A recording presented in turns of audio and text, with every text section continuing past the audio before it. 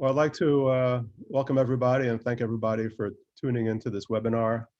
My name is Stewart Prager. I'm at Princeton University in the Department of Astrophysical Sciences and also affiliated with the program on Science and Global Security, which participated in the planning of this webinar. This webinar is sponsored by a new entity called the Physicists Coalition for Nuclear Threat Reduction. This is a new effort that is supported by and sponsored by the APS through its innovation funds. It also has additional support from the Carnegie Corporation. The motivation for forming this coalition of physicists is probably well recognized to everybody that's tuned in today. The motivation is that nuclear weapons remain a grave and persistent threat to civilization. It's almost an unimaginable threat, perhaps worse than anything else one can think of in terms of the destructive power and the potential suddenness of application of that power. The threat is arguably becoming more severe in time, and the probability of it being realized of a nuclear conflict occurring is by no means negligible.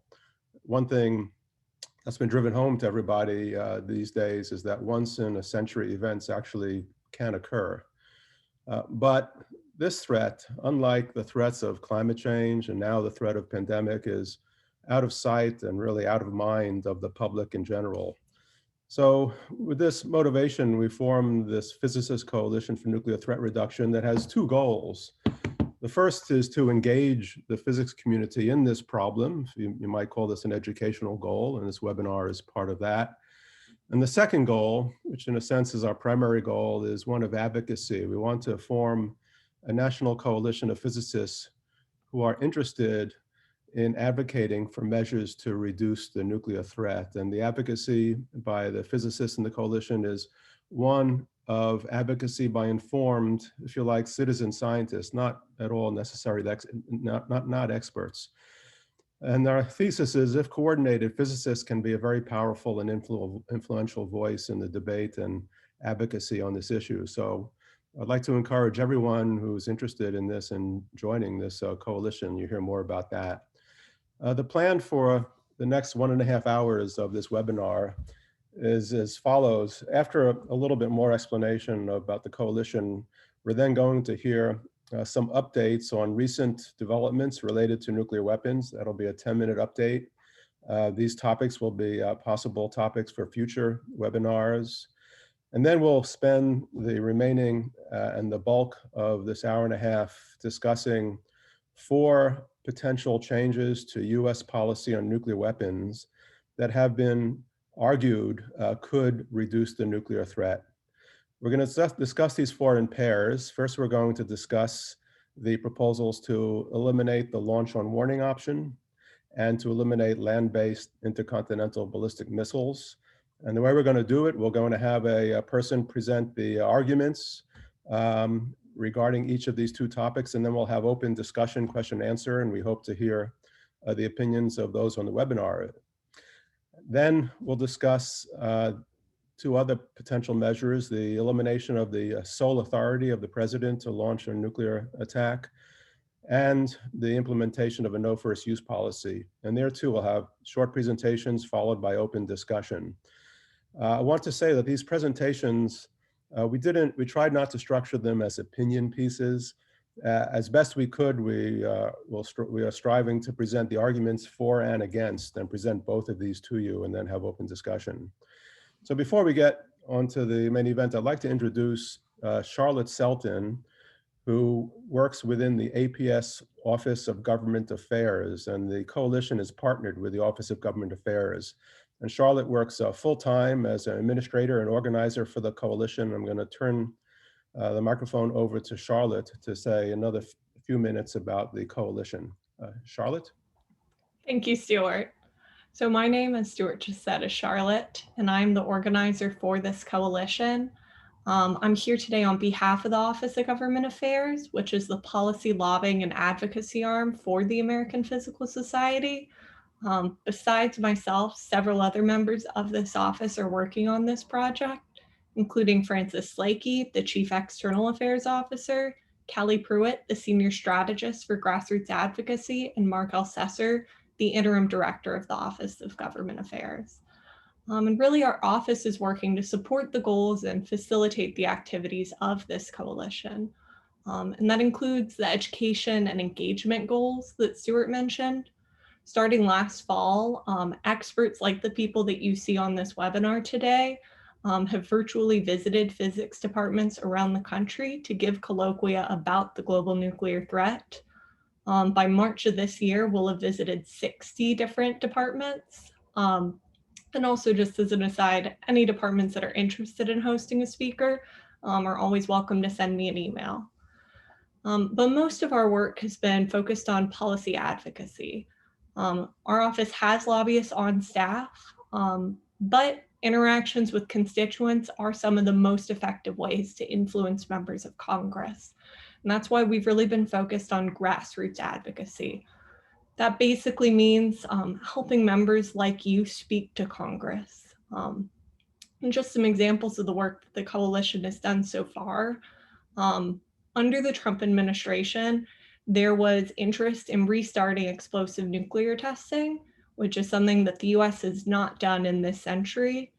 And in the National Defense Authorization Act, which is an annual bill that funds the Department of Defense, Senator Tom Cotton added $10 million of funding to the Senate passed version to go towards preparing for or carrying out a new nuclear test. The coalition really opposed this effort and instead supported the House version, which included a prohibition against any such testing.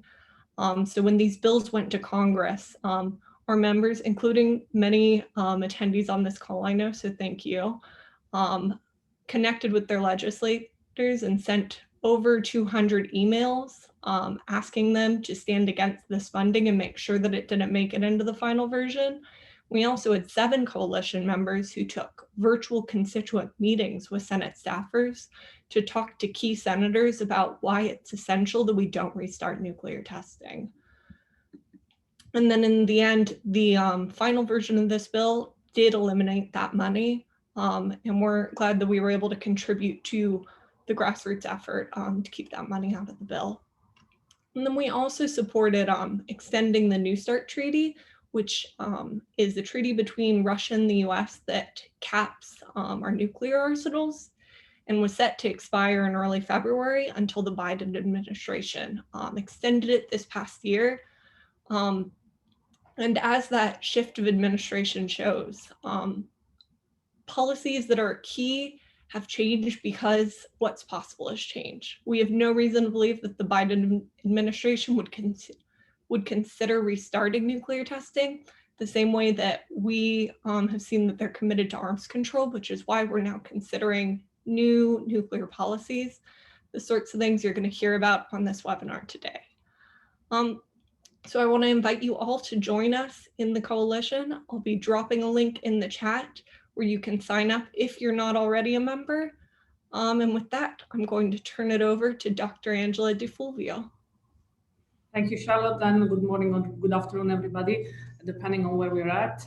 My name is Angela De Fulvio. I am an assistant professor in the Nuclear and Plasma Radiological Engineering Department at the University of Illinois, and it is my great pleasure to introduce our first session, which is going to be an informative session on the Treaty on the Prohibition of Nuclear Weapons and the Iran Nuclear Deal by Dr.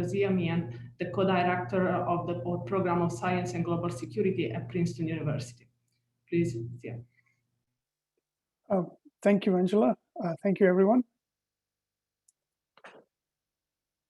Let me begin by saying that I'm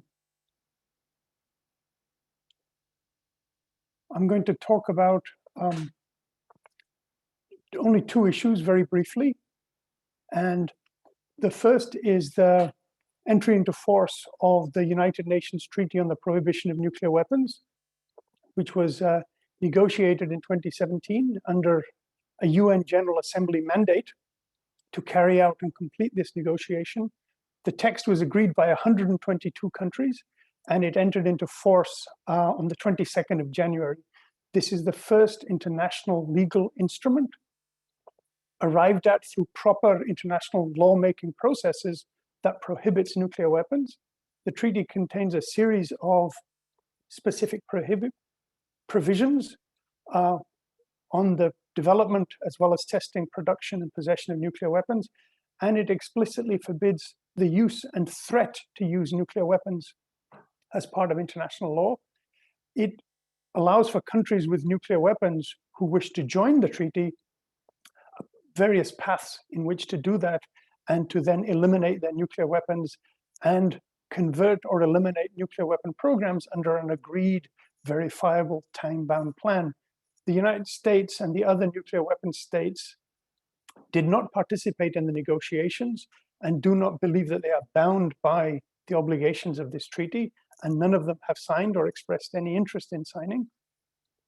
And the US has been actively hostile to the treaty so far, including calling on all state parties to unsign the treaty, and which they have refused to do. And one of the things that the Biden administration may wish to consider is to move away from a position of active hostility towards the ban treaty to one of constructive engagement, to the extent that the US is willing to have a conversation about what other countries see as the future of nuclear weapons in the context of international law. Former Secretary of Defense William Perry recently wrote an article in the Bulletin of the Atomic Scientists calling on the United States to support the ban treaty. The second issue that is in play right now is the Joint Comprehensive Plan of Action, the Iran nuclear deal, which was agreed in 2015 by Iran, the permanent members of the Security Council, Germany, and the European Union's representative, and it was unanimously endorsed by a Security Council resolution. The Trump administration withdrew in 2018. There are many valuable elements of the Iran deal, as seen by the Security Council and the negotiating countries, about limiting, restricting, and adding extra transparency to Iran's nuclear activities for a period of 10 years, in some cases, and up to 25 years, and other obligations, and some commitments are permanent. It required the US and the United Nations and the European Union to end various nuclear-related sanctions on Iran. So this is now at a stage where the Biden administration has expressed an interest to return the US to compliance and membership of the JCPOA, and Iran has said it is willing to return to full compliance. And the question is how to manage the two processes so that it happens effectively and quickly. The only deadline that is currently in play is a February 21 deadline imposed by Iran's parliament, that the US lift the sanctions that it has imposed since the Iranian withdrawal, and to restore the US to the full compliance that it had when the JCPOA entered into force. And the US insists that Iran enter into full compliance first, and then the US will lift its sanctions. And so this is a matter that they will have to negotiate in the immediate future, preferably by the February 21 deadline, to allow the process to come into force before Iran takes additional steps to further move away from compliance. Thank you very much, Sia, for the update. The next speaker is Dr. Laura Grego. Dr. Grego is a senior scientist in the Global Security Program at the Union of Concerned Scientists, and she will talk about the APS study on ballistic missile defense. Please, Dr. Grego. Thank you, Angela.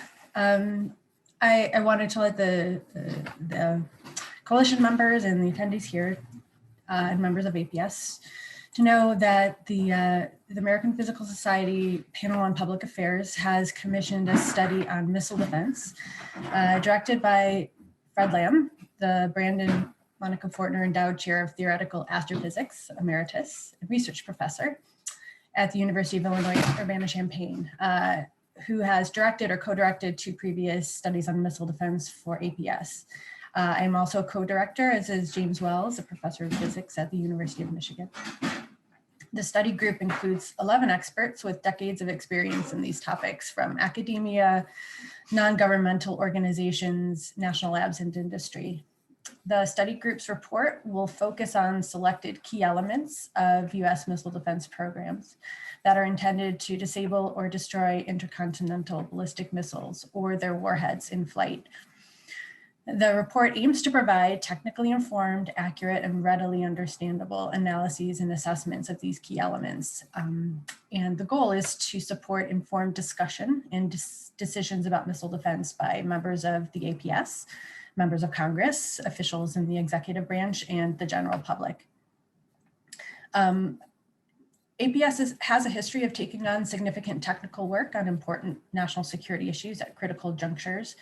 For example, APS conducted a landmark study on directed energy weapons in 1987 and one on boost phase ballistic missile defense, which was published in 2004. We initiated this study last year as the January 2019 Missile Defense Review called for a major expansion of the existing elements of US missile defense programs, as well as exploring new systems, including boost phase missile defense systems. The cost for this plan was estimated in a report just released by the Congressional Budget Office last week to be $176 billion between 2020 and 2029, a 40% increase over previous plans. We noticed that recurring statements by military and political leaders indicated that they do not understand the known present capabilities or the expected near-term capabilities of US systems. So we aim to provide the basis of a technically informed debate in the public. Our group will draw on existing authoritative studies and reports, and then we'll brief it to APS members and the public as well as policymakers. And we anticipate the report to be finalized this summer, we hope June. Thank you, Laura, for the update. So from now on, we have the two main parts of the webinar, and I encourage all the attendees to post their questions that will be answered after the two talks. The first one will be by Professor Steve Fetter. Professor Fetter is a professor of public policy and dean of the graduate school at the University of Maryland, and he will be talking about eliminate launch on warning option. Professor Fetter, the floor is yours. Well, thank you. I do have a few slides, so let me share those. The policy question I would like to present is, should the US eliminate the option of launching its nuclear forces on warning of an enemy attack? Or as it's sometimes called, launch under attack, which really means when there's high confidence that the warning is genuine and that attack is underway. So let me just, the launch on warning and launch under attack have both, these terms have both been used historically, and they're basically equivalent to the same thing. Launch under attack means that the warning is determined to be correct, that there's high confidence in the warning of an enemy attack. So nuclear deterrence depends on both sides having forces that can survive any attack by the other and deliver devastating retaliation. So if both the US and Russia believe they can't prevent retaliation, no matter what they do and the destruction of their country, they'll be deterred from using nuclear weapons because no military gain could ever be worth the destruction of one's country. Submarines at sea, both the US and Russia deploy submarines at sea, and they are invulnerable to an attack. And bombers can be dispersed if there's warning of a crisis. But any fixed target, including intercontinental ballistic missiles, ICBMs that are in silos, can be destroyed by the other side's ICBM warheads in about a half hour. This was not always the case when silo-based ICBMs were first developed and deployed in the early 1960s.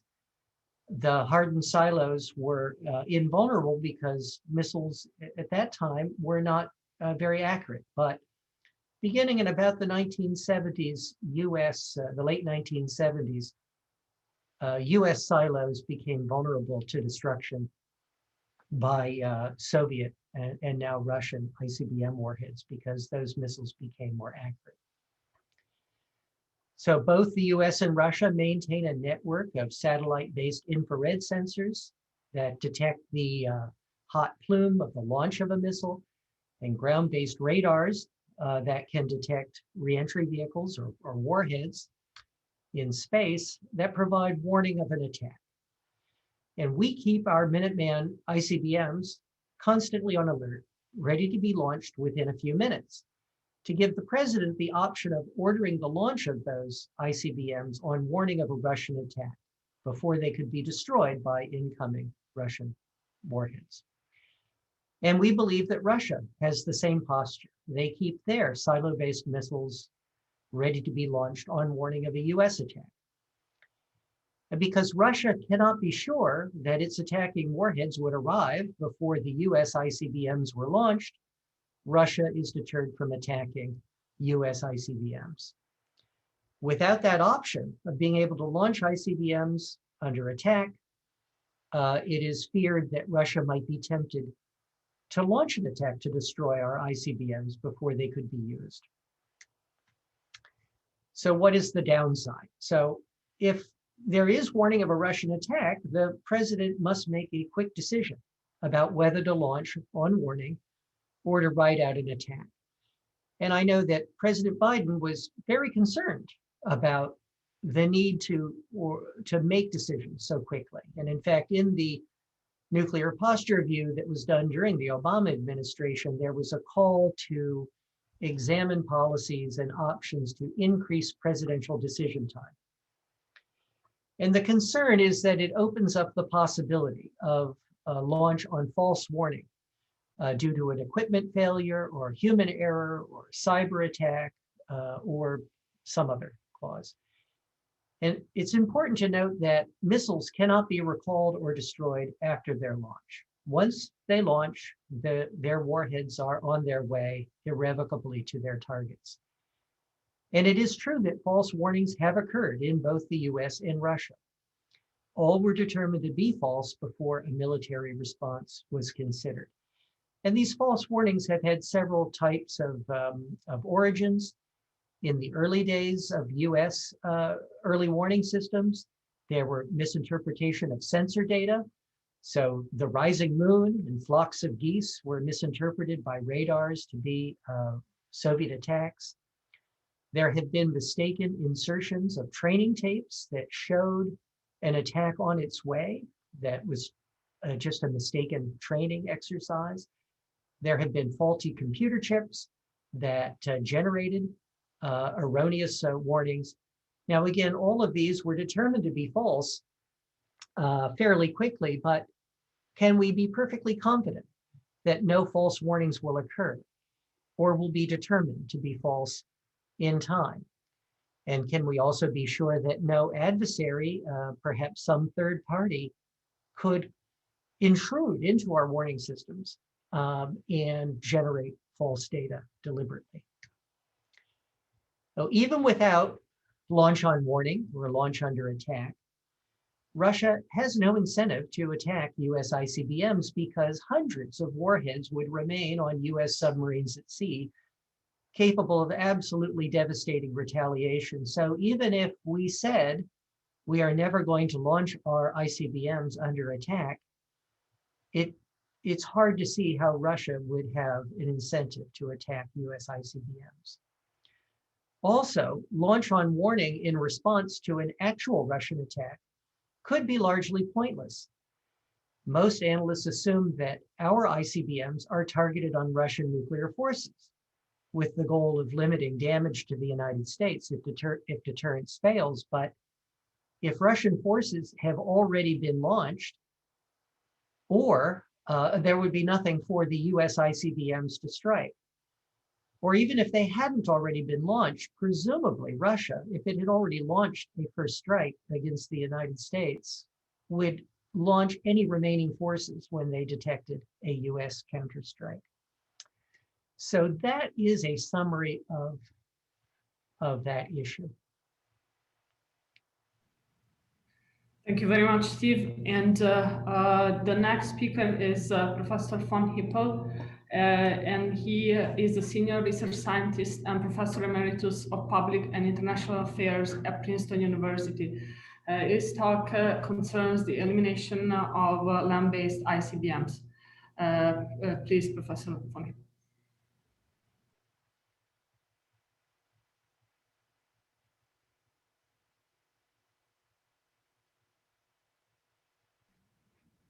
Feel free to unmute yourself. Thank you. Thank you. Let me go back up there.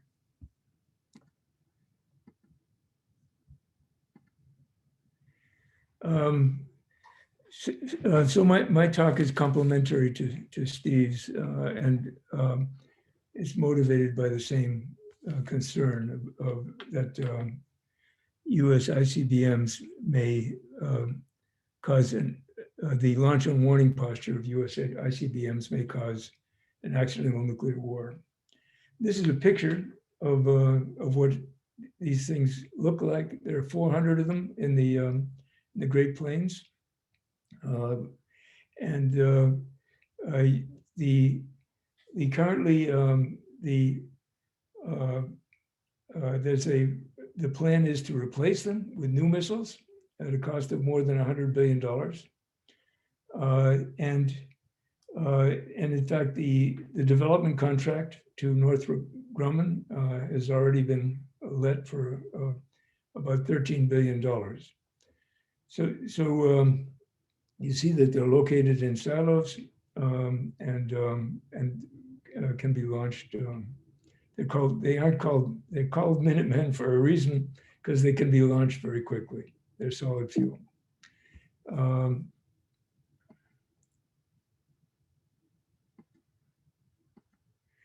Now, this is in the context of the U.S. has a triad of strategic nuclear weapons. These are strategic weapons, or weapons that can reach Russia, really, which is our only peer nuclear power, from the U.S. or from our submarines. And you can see that all of these the three legs of the triad are underway to be replaced by more modern versions, and at great cost. The intercontinental ballistic missiles, which I'm focused on, carry a single warhead each, and represent about a quarter of the total number of warheads that are carried by the triad. You can see that they're located over large areas in multiple states in the Great Plains. We used to have 1,000 Minutemen, and you can see the closed bases also in black here. The missiles were initially deployed in the 1970s, but they've been continuously upgraded, and like the Tin Woodman, and including in the 2000s, their propellant was replaced, and that could be done again. But as Steve has said, they're targetable, and therefore in a launch on warning posture.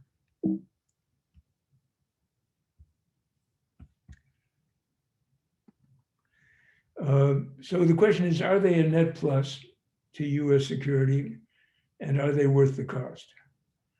The argument plus that they are a plus is that they add redundancy and diversity to the U.S. deterrent, and they decrease, and thereby they decrease the probability of a deliberate Russian nuclear attack. Russia would need to attack the 400 missile silos, and actually there's 450 of them.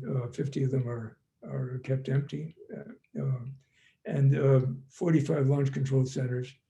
And this large number of targets makes a first strike more unthinkable than if just attacks on bombers, submarine bases, and submarines at sea were required. The minus, as Steve has said, is their hair trigger, what critics call the hair trigger launch on warning posture, which increases the probability of accidental nuclear war, and seems unnecessary, as Steve also said, in view of the hundreds of warheads in submarines at sea. And then there's the cost. So what about a dyad? That is, what about if we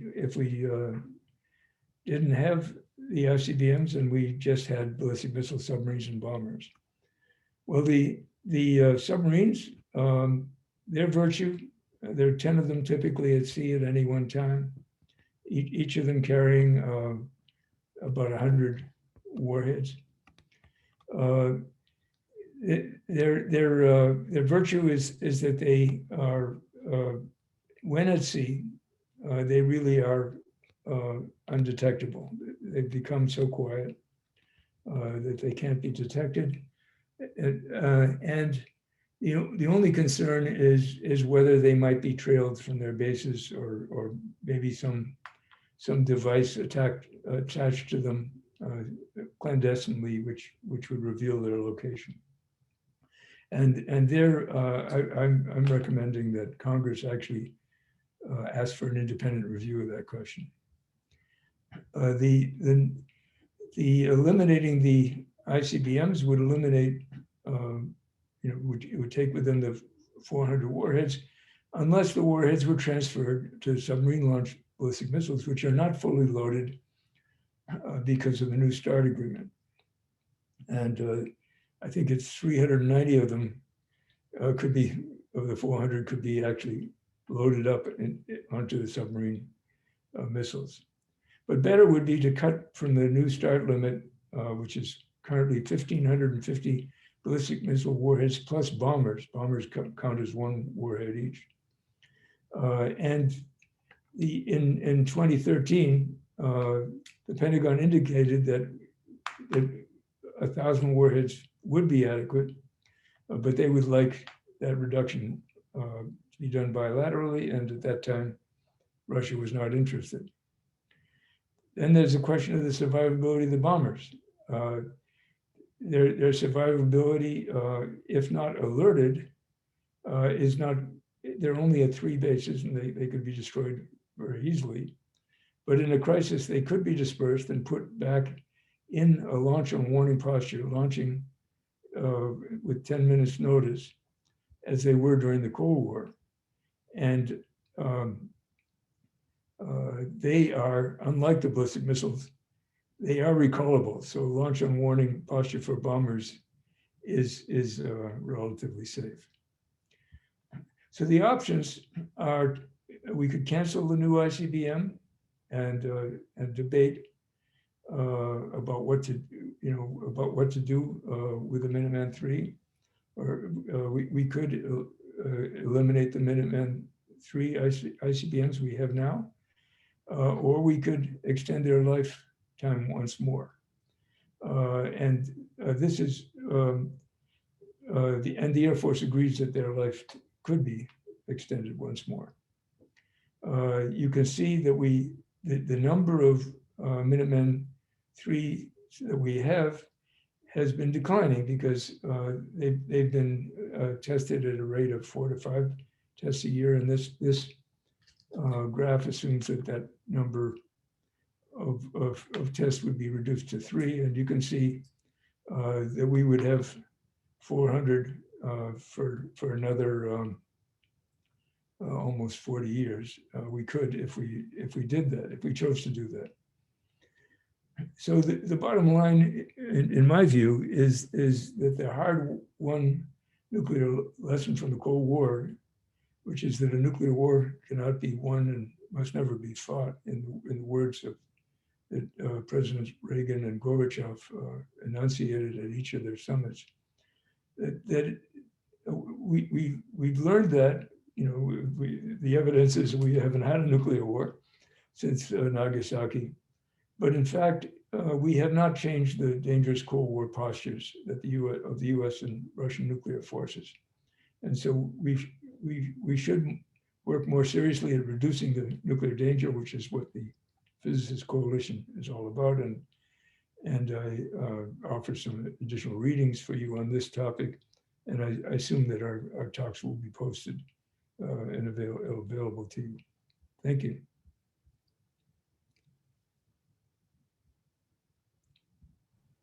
Thank you very much, Frank and Steve, for the very interesting overviews. And I already see a few interesting questions for our speakers. And I encourage you to post more on the Q&A session here, the section where you can directly post your questions. So the first couple of questions regarding the launch on warning. The first one by Pierre Nzabaiman, I hope I pronounce it correctly. Is there any example of false warning that occurred in the past? I posted in the Q&A a link to an Arms Control Today article that lists some of the examples. I gave them very briefly in my talk, but yes, there have been several. And in fact, there's a movie of one example in Russia where a new satellite system that had been deployed by this, I think it was then the Soviet Union, mistook the sun glinting off of high clouds for incoming missiles. And there was an example in the United States where a faulty computer chip led to a readout of the number of missiles incoming to the United States, and so on. But I'm not sure whether all of our participants can see the links when we answer a question, when we type an answer to the Q&A. If we can't, then perhaps we can put those links in the chat. So there, I put it in the chat.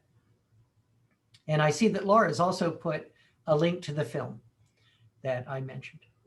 That's an interesting and educational movie. Another question still on the launch on warning by Peter Kamp-Schroeder.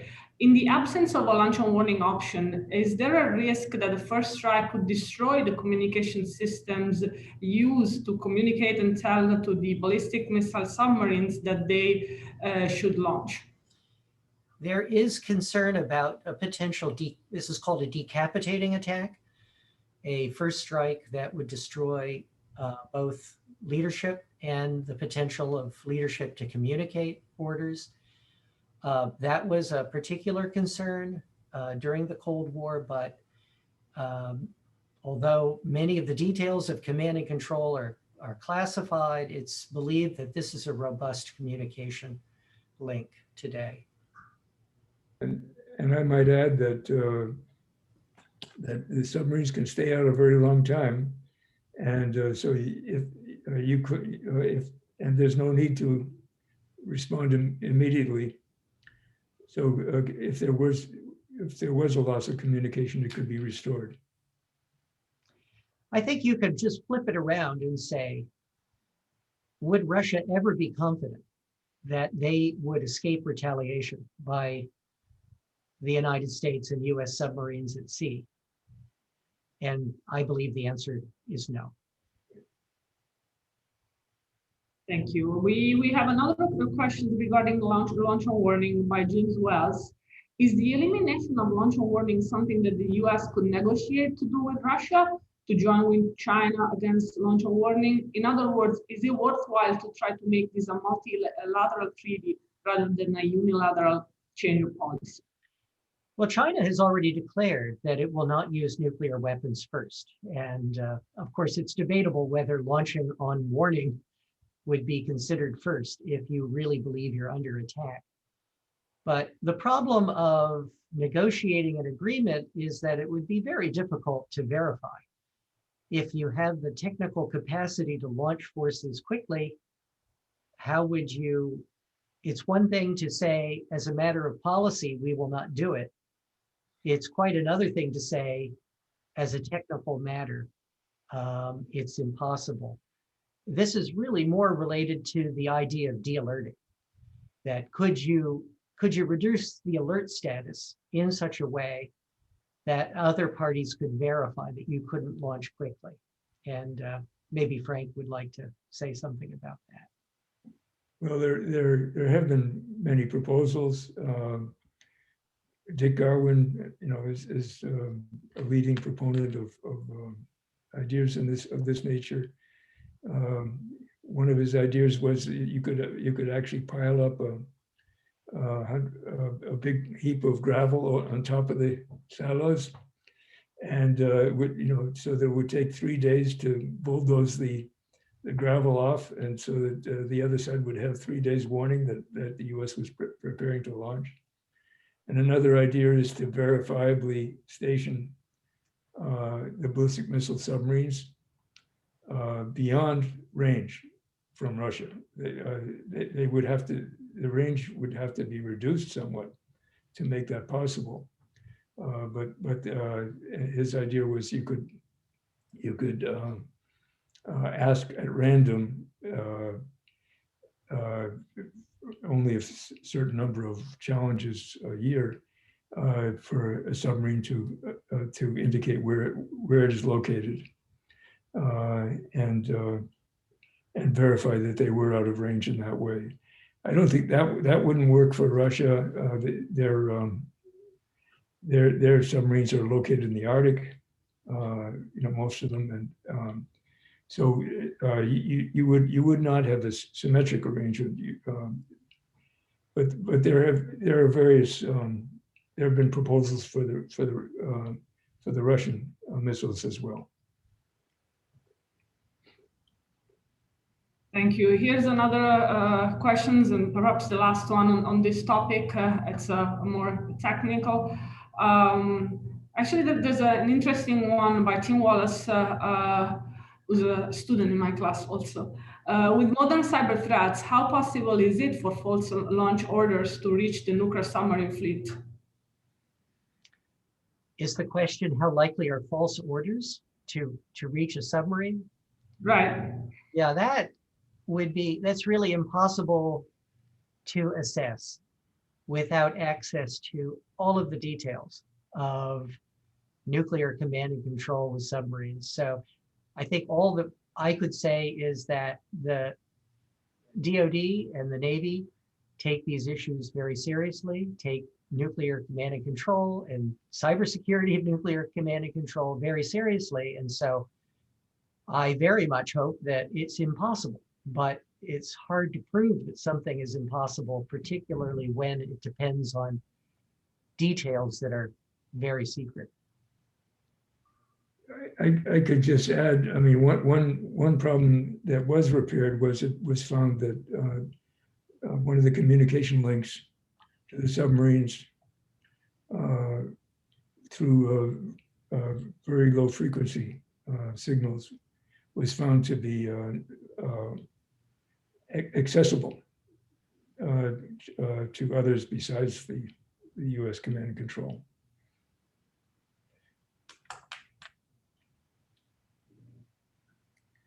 Thank you. We have a question by our member, Dr. Lamb.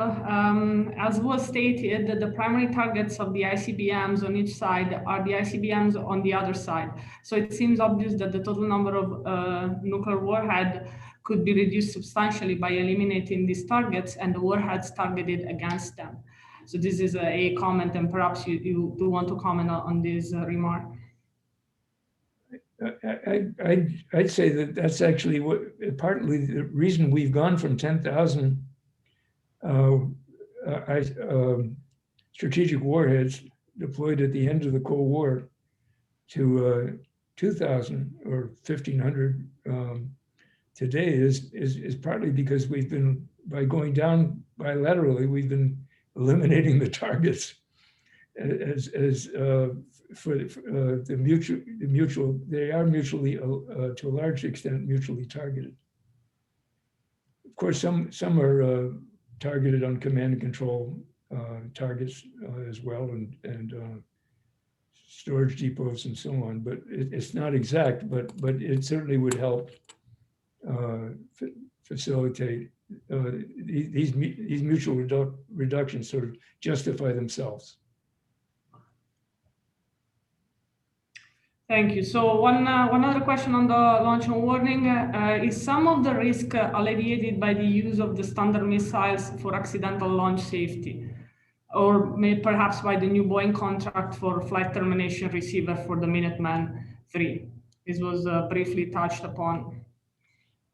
Well, there would be I mean, it is possible, technically possible, to have a self-destruct or command destruct mechanism, but the Department of Defense has been extremely reluctant to do that because of the possibility that it could be accessed by an adversary who could then simply command missiles to destroy themselves after they're launched. And so that is the reason I think DoD has put all the emphasis on preventing a mistaken launch from ever happening in the first place, rather than being able to destroy the launch of a mistaken missile after launch. Thank you. There is some discussion in the chat about the definition on nuclear sponge. If you could clarify this concept and how this is related to the Cold War, is it still a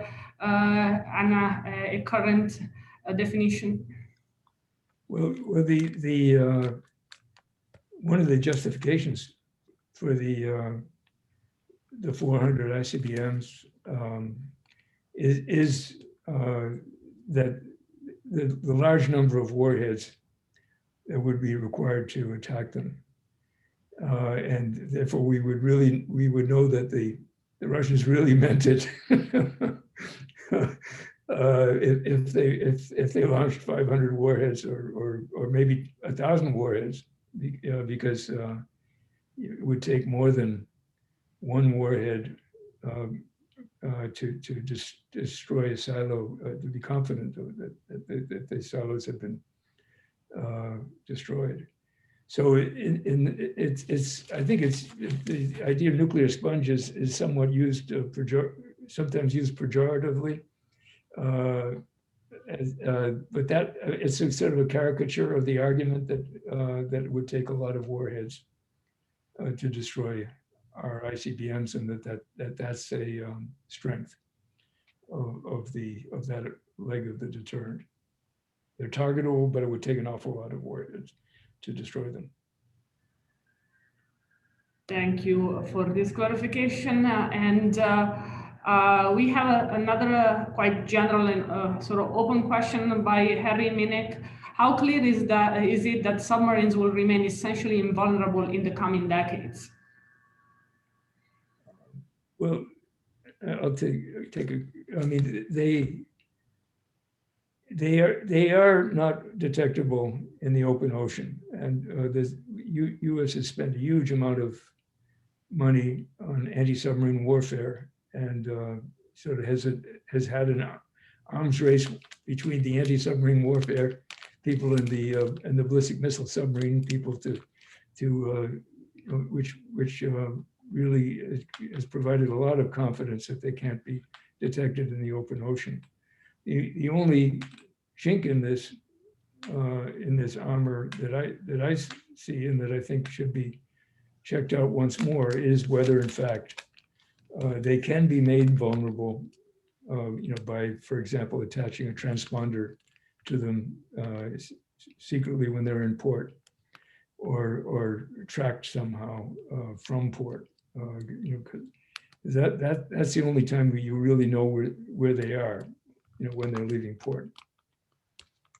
I would just add that the Department of Defense itself has made an authoritative statement as recently as the Trump administration's NPR, Nuclear Posture Review, that there is no foreseeable threat to US submarines. And you would think that and they have not made the argument that ICBMs are necessary to hedge against the vulnerability of submarines. That has not been the Department of Defense argument in favor of ICBMs. But furthermore, silo-based ICBMs really can't be a hedge against sub vulnerability, because you would have to commit to launch under attack irrevocably, because the ICBMs are not survivable, and your adversary would have to believe you'd really do it. So it would not provide an acceptable, survivable retaliatory force.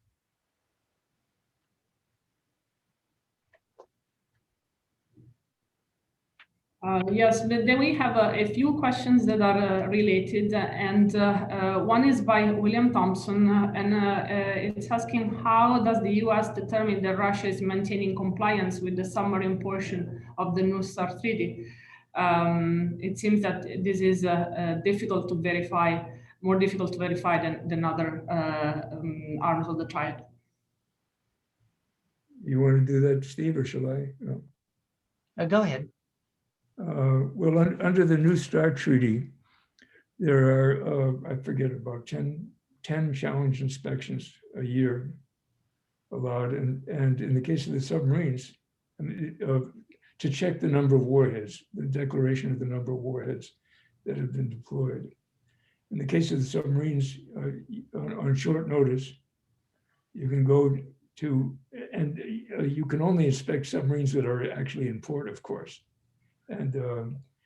But you can go on short notice if you're when a submarine that you're interested in is in port, and you can say, I would like to check the number of warheads in that launch tube on that submarine. So it's a random check, and this has been going on throughout the life of New START, and so far, and so it's given us quite a bit of confidence in the declarations that the Russians have made.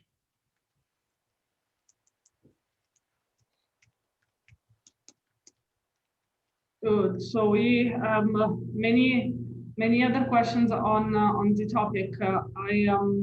I want to select this one because it's very specific. Do current launch and warning policies apply to submarine SLBMs, or are they solely reserved for confirmed attacks? Well, launch on warning is not necessary for submarine launched missiles. There are submarines on hard alert, meaning they are technically capable of launching missiles shortly after receiving an order. But those submarines and their missiles would survive, as well as the other submarines that are at sea and not on hard alert, on what's referred to as modified alert. And so the launch on warning or launch under attack option is really only needed by silo-based ICBMs. And in fact, as long as silo-based ICBMs exist, the Department of Defense will insist that there's an option to launch them on warning of an attack, because otherwise they would have to assume that the missiles would be destroyed. Very good. This could be the last question related to this first portion of our webinar, and it's a more open question by Don Lamb. How open is Russia to reducing the number of warheads to 1,000? Can you comment on this?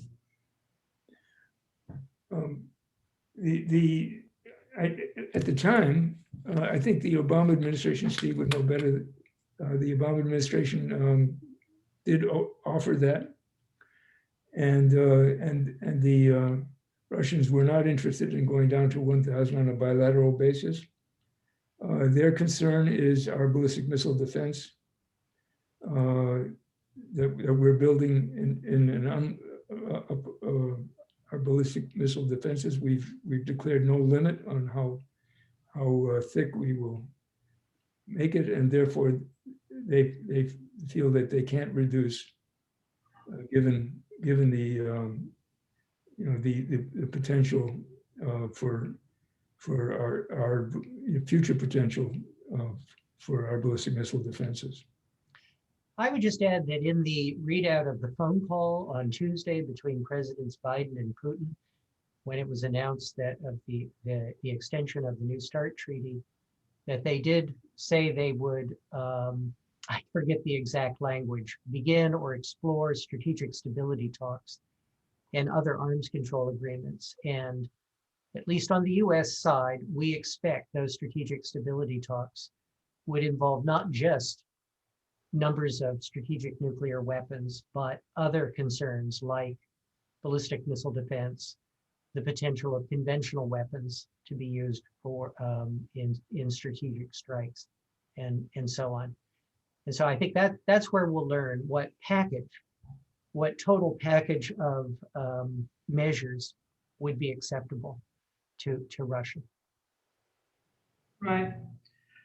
Thank you very much, Frank and Steve, for these enlightening talks and thorough answers to the questions. And thanks to all the attendees for asking interesting questions that have allowed us to go even further and deeper in these topics.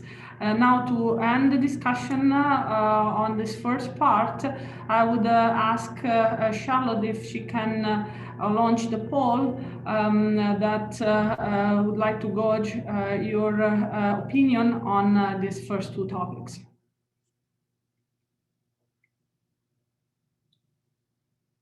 And Charlotte, feel free to share with us the results if you can. The first question is asking, your opinion if the US should eliminate the launch on warning option?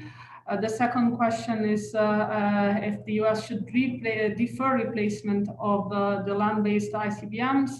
And finally, if the US, in your opinion, should eliminate the land-based ICBMs based on what your opinion is and today's discussion.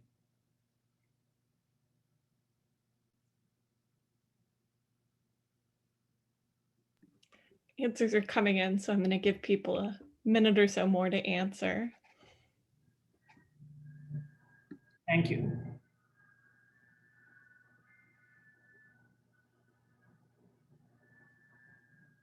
I want to vote. I cannot vote.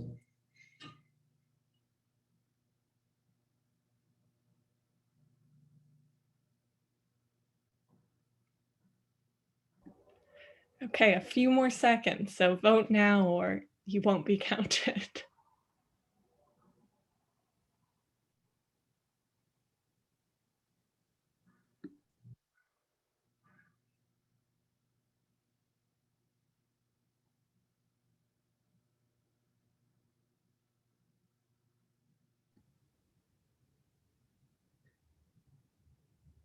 Okay, so hopefully everyone can see those results now. So we see that the first two questions have a positive response of over 80% of the participants to the poll, while we have a slightly lower agreement in the regarding to the third question, we've just discussed how this is a debated issue. So thank you again for expressing your opinion and for asking the questions. We now move on to the second section of this webinar, and Dr. Grego will talk about the elimination of sole authority. Please, Laura, the floor is yours. Thank you, Angela. All of us who watched the events of January 6th perhaps more acutely understood the danger that an impulsive president could pose to our very survival. And that risk led the House Speaker, Nancy Pelosi, to publicly discuss that she had consulted with Pentagon leaders to seek ways to prevent, quote, the unstable president from accessing the launch codes and ordering a nuclear strike. This is perhaps the first time many people understood that this most grave responsibility is invested solely in the office of the president, regardless of who occupies it. In the United States, the president alone has the sole authority to order the use of nuclear weapons. He or she has no requirement to get agreement from anyone or no requirement even to consult anyone. The decision-making process is quite streamlined. It goes essentially like this. In the case where monitoring systems warn of an attack or identify an anomaly, he or she would participate in a conference call with the Secretary of Defense, the chairman of the Joint Chiefs of Staff, and other military advisors who would explain the situation, and the head of Strategic Command would provide options for retaliation, which may include nuclear weapons. In the case of such a warning, or if the president decided for some other reason that he or she wanted to order a nuclear attack, the process is streamlined and simplified so that it can be carried out in minutes. Accompanying the president at all times is an aide who is carrying what is called colloquially the nuclear football. It's a satchel that contains a book that lists a menu of prepared nuclear war plans for different scenarios. The president also carries a card about the size of a credit card called colloquially the biscuit, that contains codes used to authenticate the order when it's called into the Pentagon in Strategic Command. Once that order is transmitted to the war room, it could be executed in a minute or so, as our previous speakers talked about, if an immediate response was selected. As General Michael Hayden, the former director of the CIA, noted, the system is designed for speed and decisiveness. It's not designed to debate the decision. In fact, the president doesn't need the concurrence of either his or her military advisors or the US Congress to order the launch of nuclear weapons. In addition, neither the military or Congress can overrule those orders. As former Strategic Command Commander, General Robert Kaler has noted, members of the military are bound by the Uniform Military Code of Justice to follow orders provided they are legal and have come from competent authority. So those are two of the primary requirements, that they are legal orders and that they come from competent authority. The Defense Department takes the requirement to adhere to the law of armed conflict very seriously. I haven't seen this documented, but I have heard that the Pentagon is the largest employer of lawyers in the country. I think they're 12,000 civilian military lawyers. If the head of Strategic Command believe the orders might be illegal, for example, whether they're consistent with the requirement of the law of armed conflict for necessity, proportionality, and distinction, what is most likely to happen is that military officers will consult and find a way to execute the president's intent rather than to refuse outright to execute the order. If the president were to insist, they may try to persuade the president or may refuse, although the president may fire those who do until he or she finds someone who will execute the orders. The question about whether a proposed action is illegal might be most obvious if the president ordered a nuclear attack outside an immediate crisis. This might be less of a question or less of an obvious question under a perceived crisis. It's not academic. President Trump publicly taunted North Korea's insecure leader about having a much bigger and more powerful nuclear button, and in the midst of a crisis with North Korea, threatened to rain fire and fury upon the nuclear armed country. A president may also be less rogue or impulsive, or maybe responding badly to stress. And an identified threat might be ambiguous or the information incomplete, but the president wants to order a nuclear response when a non-nuclear one is available. Because an order may be legal does not necessarily mean it is wise. So the barrier of legality isn't always the only guardrail that might be necessary. The question of whether the orders have come from competent authority leaves the question of who makes the call on whether the president is competent. In the case that a president would be briefly incapacitated, such as undergoing surgery, he or she would delegate authority. There have been rumors that when President Nixon was drinking heavily, his advisors informally decided to work around him. That may be apocryphal, but that is certainly not a robust or democratic way to handle a critical situation. The United States does have other remedies for an incompetent president, including the invocation of the 25th Amendment to the Constitution and impeachment. Unfortunately, those are slow processes, unlikely to be suited to the fast-paced nature of a nuclear crisis. The reason this system was set up to invest this power in the president originated in 1945 when President Truman wanted to decisively keep these weapons out of the hands of the military and put them under civilian control. This, of course, is an important principle that should be preserved. The origins of the fast and streamlined decision-making process is largely what we discussed in the previous panel, because long-range missiles from Russia could reach the US in about a half an hour, or those launched off the coast from submarines in about half that time. So the decision-making process is designed around that threat. But the primary benefit of that system is also a weakness. It concentrates the power to make the decision in one person.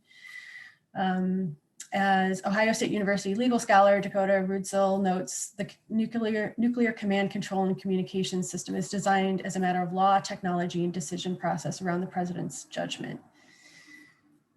However, retaliating against a nuclear attack is not the only role for nuclear weapons in US policy. And Stewart Prager will spend some time talking about that after I do.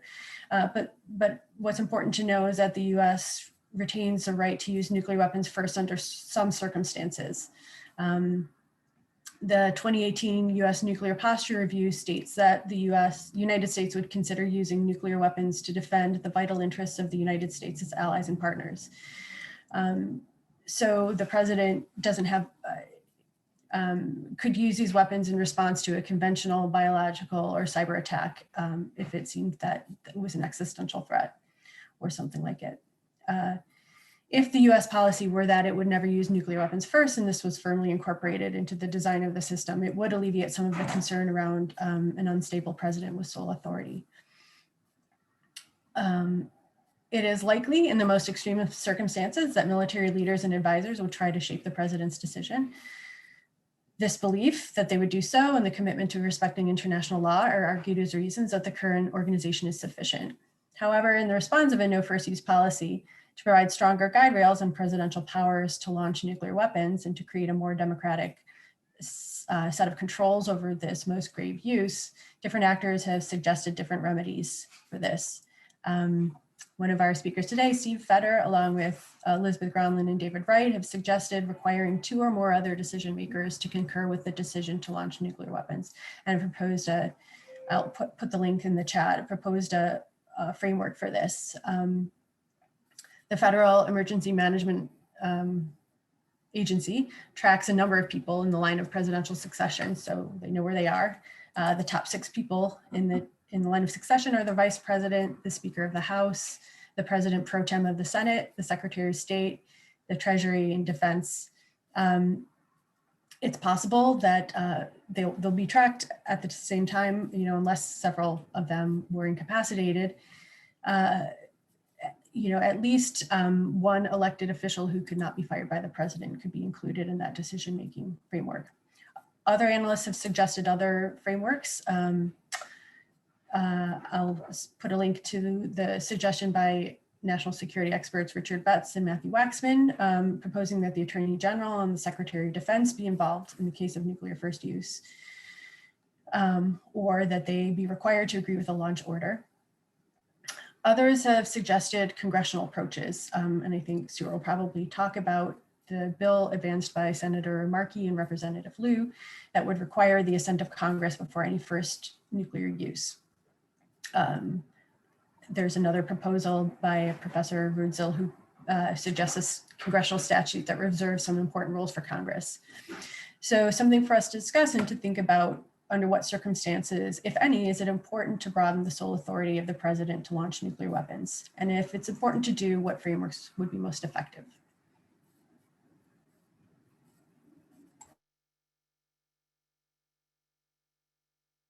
Thank you very much, Laura. And our next speaker is Professor Prager on the adoption of a no first use policy. Thank you.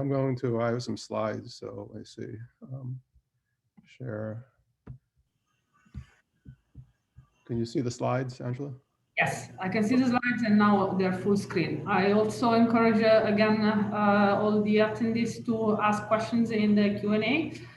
So both speakers will answer at the end of this talk. So I'm going to address the question of whether the US should implement a no first use policy. A no first use policy, as you just heard from Laura, has properties in common with launch and warning and sole authority issues, but it is distinct. And the no first use policy is very simple. It is simply the statement that the US will never be the first to use nuclear weapons in conflict. That's it. That is, the US will not start a nuclear war. Another expression of this is sometimes referred to as the sole purpose statement for nuclear weapons. And this says that the sole purpose of nuclear weapons is to deter attacks by others through a fear of retaliation by the US. These are essentially equivalent statements. If the sole purpose of nuclear weapons is to deter the attack by others, then there leaves no reason why the US would ever want to use nuclear weapons first. So this is what a no first policy is.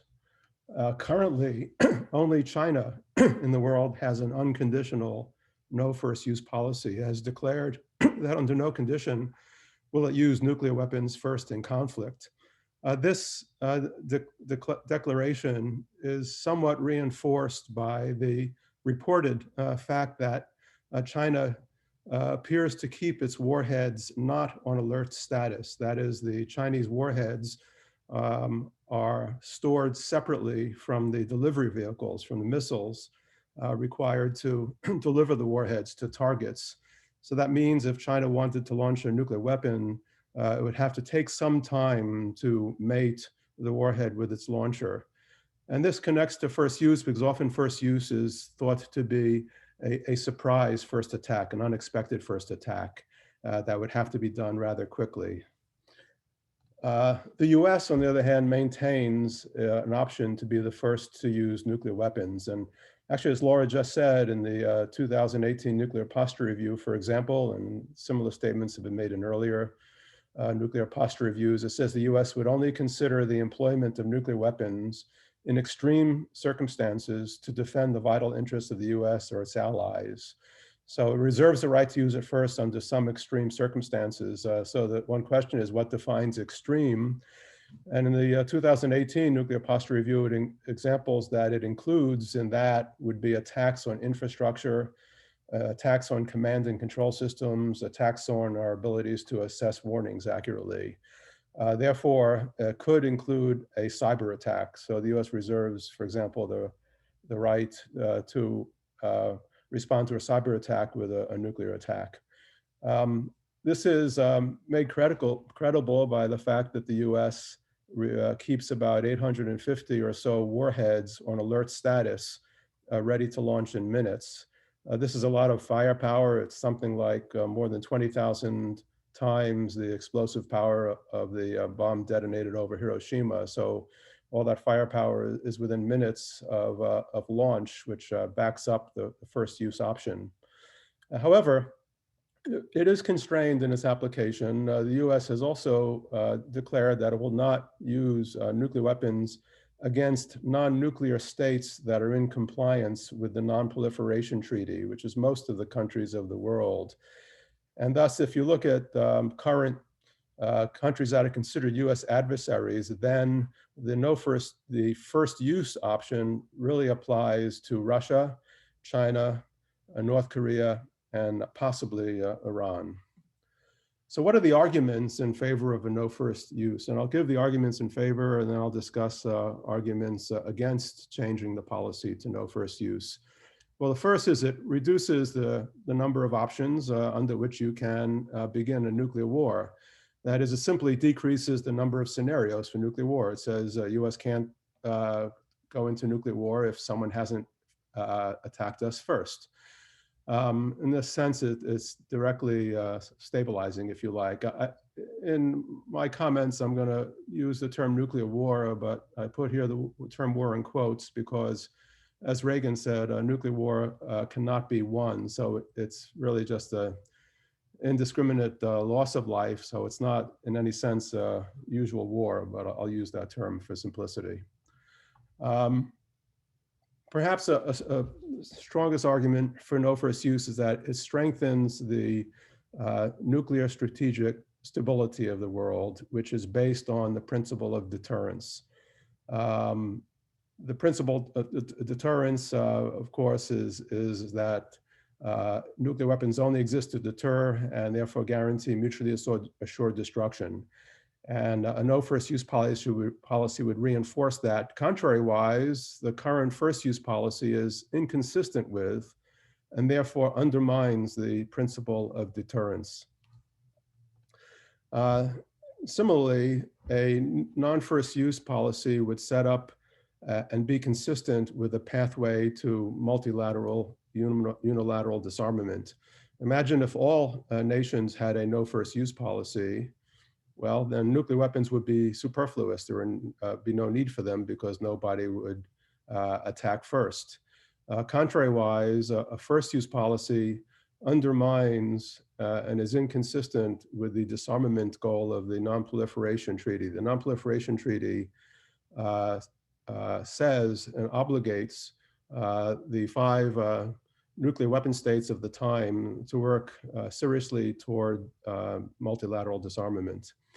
And the US declaration that we need the option to use nuclear weapons first for our security against conventional attack, where conventional is non-nuclear attack, well, that argument, of course, applies to any nation, and it applies that all nations then would need nuclear weapons to deter conventional attack. And that principle is clearly proliferating and an argument against disarmament. The no first use option also maintains what we hope to be a sharp boundary between conventional and nuclear war. If the US will never use nuclear weapons first, then it decreases the likelihood that a conventional war can escalate to a nuclear war, which is a strong boundary that we want to uphold. It also reduces the likelihood of a preemptive first strike against the US.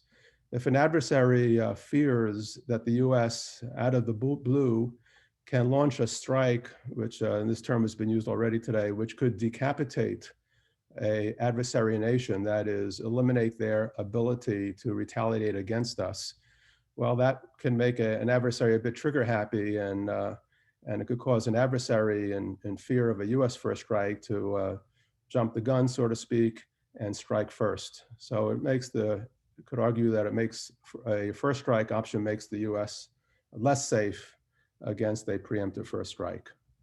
I mentioned that there's a strong commonality between the proposals to eliminate launch on warning, to eliminate presidential sole authority, and to establish a no first use doctrine. What they all share is an aim to slow down decision making.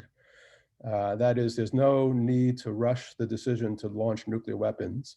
As has been already discussed, there's no rush because submarines are invulnerable and they can be launched after a deliberative, careful decision-making process.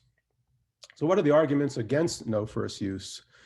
One argument is that there could be an existential conventional threat, a non-nuclear threat that could threaten the very existence of the United States or produce such devastating damage that only a nuclear response would be required.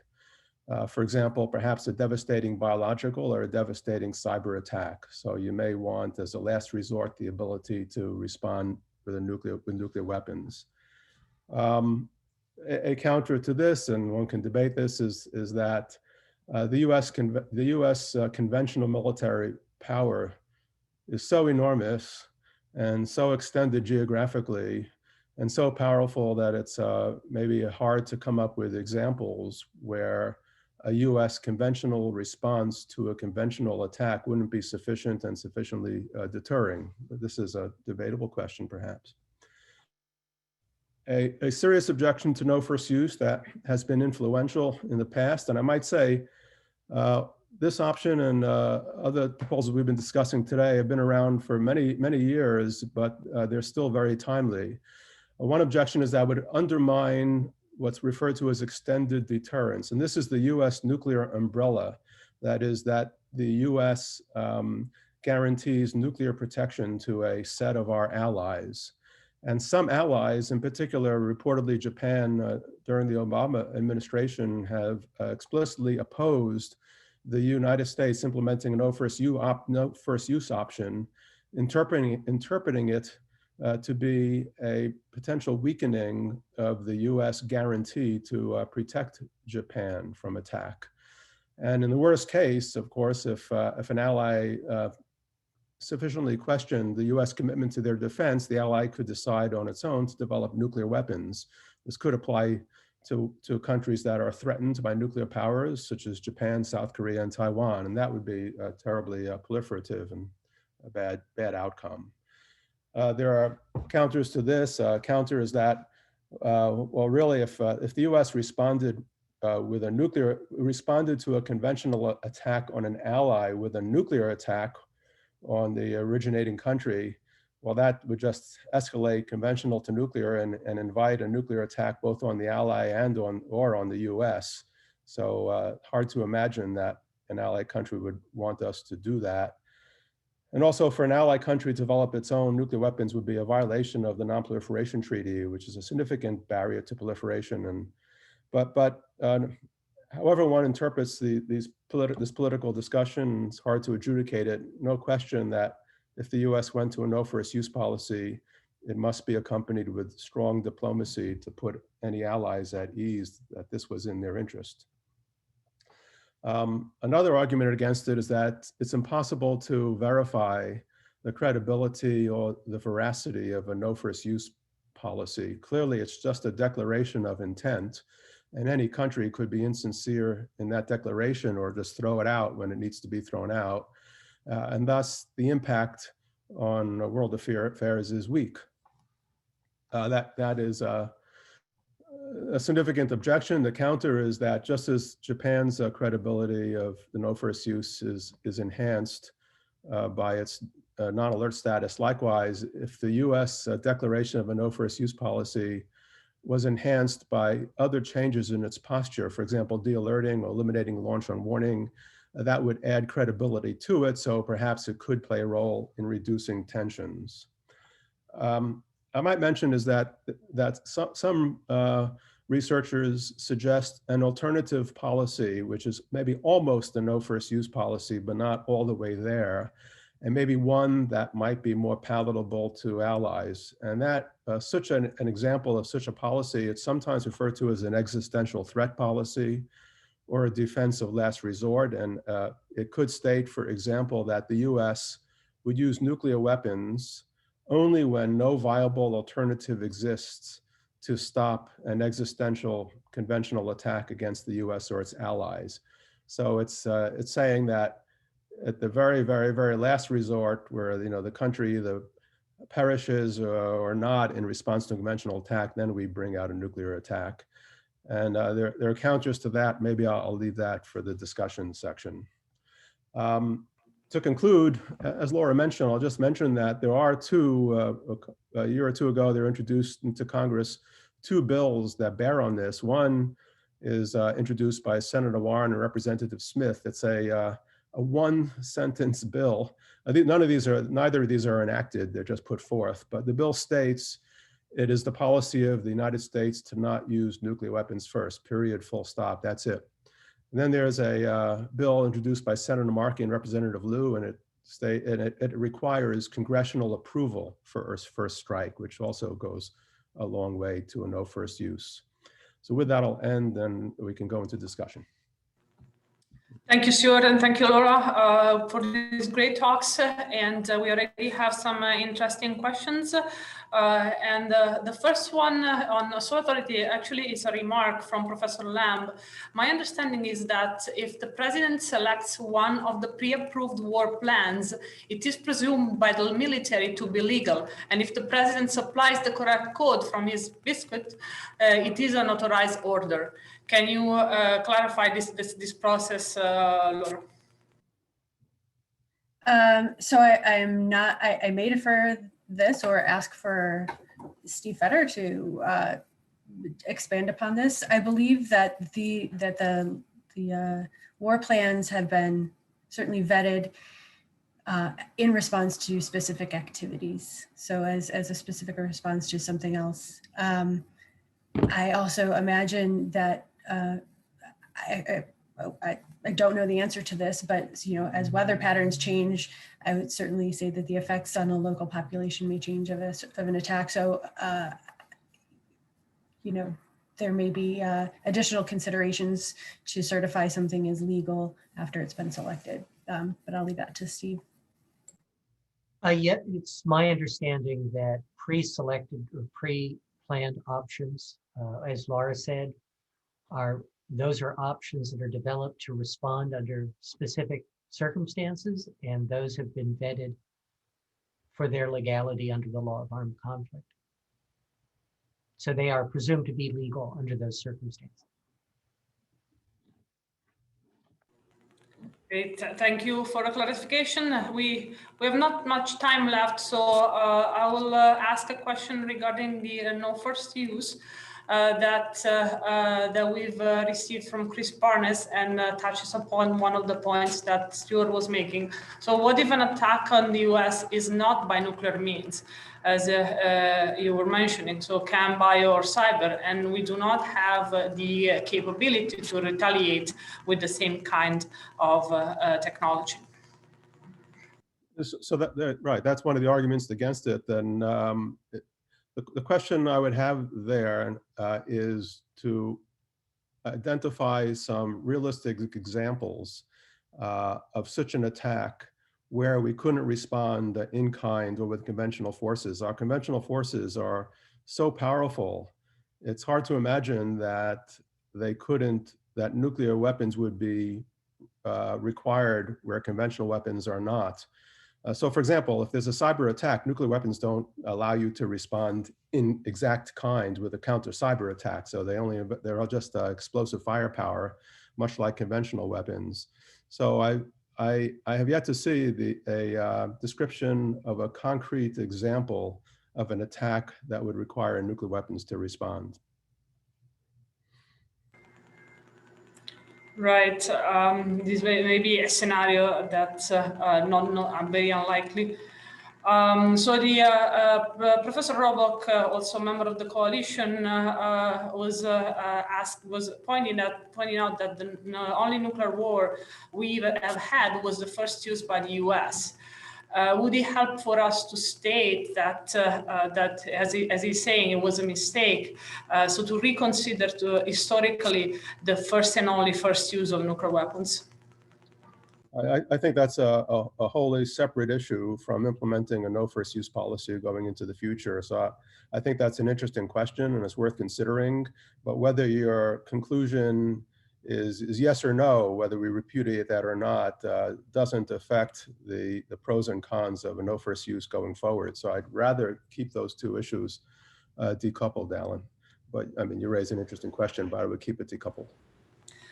Thank you again. In the interest of time, I would ask Charlotte to show the poll. And I would thank again our speakers today and all the attendees for asking very interesting questions.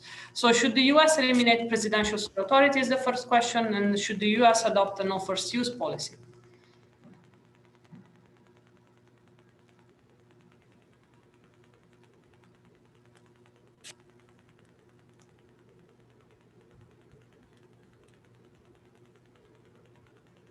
So I want just to remind that the recording of this webinar will be available on the coalition website, where you will have access, free access in the next few days.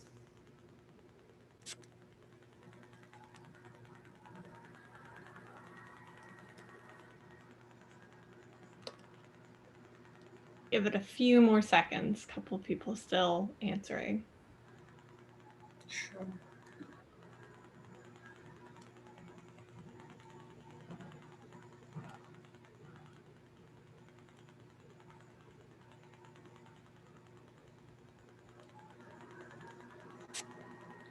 Both issues reach a consensus on elimination above 80% of the from 80% of the attendees.